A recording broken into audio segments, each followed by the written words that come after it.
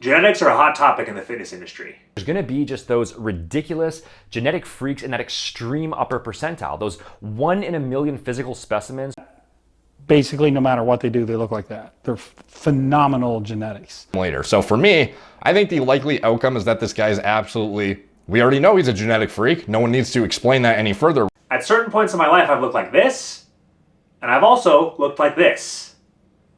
So the question is, do I have good or bad genetics? Let's talk about it.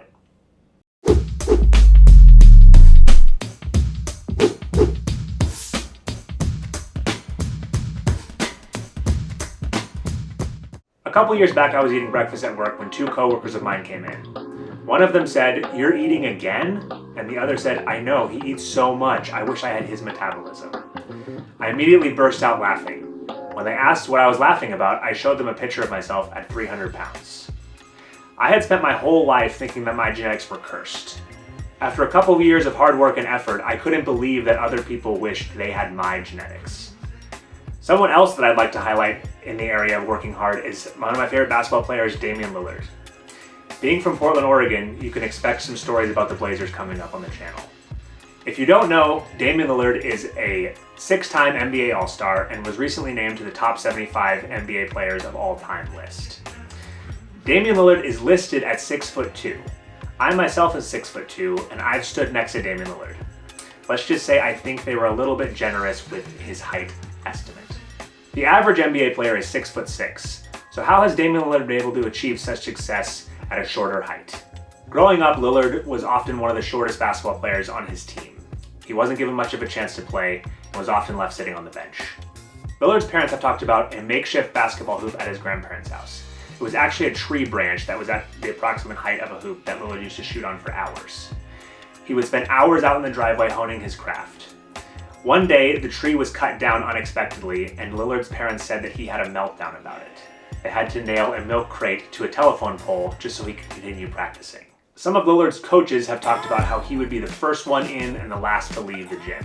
He was known to spend the entire day practicing and training at his local rec center. Lillard carried this work ethic into high school and where he became the star of his team. Even with being a star in high school though, he only received some offers from smaller colleges. He eventually ended up at Weber State where he continued to hone his craft and work on his weaknesses and was eventually selected with the number 6 overall pick in the NBA draft by the Portland Trail Blazers. Even in his early days in the NBA, Lillard continued to have his doubters about his size and his abilities. A lot of those doubters were silenced though when he hit one of the greatest buzzer beaters in NBA playoff history. When asked about that shot, Lillard casually said, "It starts in your mind. Those moments are created over and over again. That shot was made over 20 years ago." Lillard's dedication to his craft is undeniable. A quote of his that I think sums this up well is, "If you want to look good in front of thousands, you have to outwork thousands in front of no one." So what does all this have to do with fitness? Well, I think there's been a bit of an overcorrection in the fitness industry when discussing people's genetic gifts.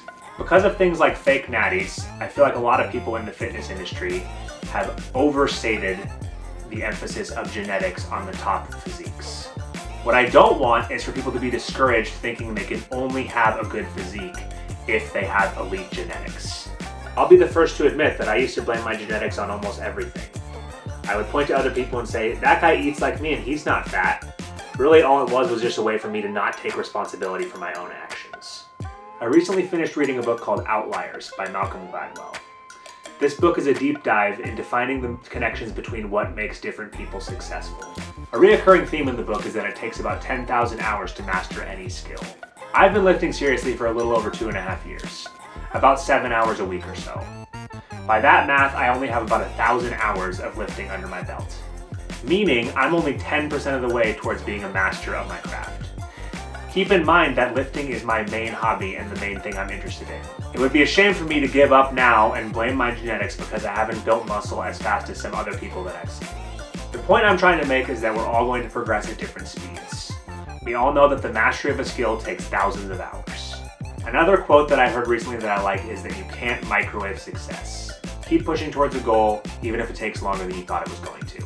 If you don't want to chase after a specific goal for years, you don't have to. But please don't let your genetics be the reason that you give up or fail to start in the first place. Like Damian Lillard, if you want to achieve your long-term goals, you need to become a student of the game. Be consistent, improve your weaknesses, and learn from others. One way that you can learn from others is by hitting the subscribe button.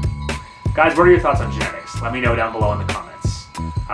Thanks a lot for watching. Stay tuned for more content coming soon. We'll see you in the next one.